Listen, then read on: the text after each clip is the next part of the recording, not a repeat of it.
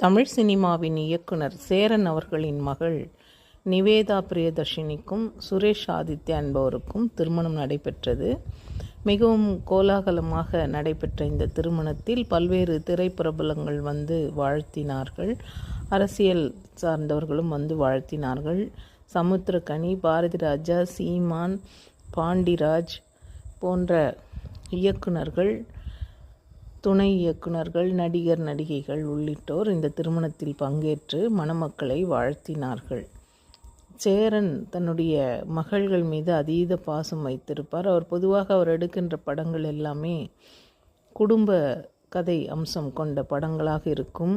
இன்று வரை சொல்ல மறந்த கதை, தவமாய் தவம் இருந்து போன்ற படங்கள் எல்லாம் பெயர் சொல்லும் படங்களாக சேரனுக்கு விளங்கி வருபவை, எல்லோராலும் ரசிக்கப்படக்கூடியவை. அவர் இயக்குனராகவும் நடிகராகவும் இருந்து வருகிறார்.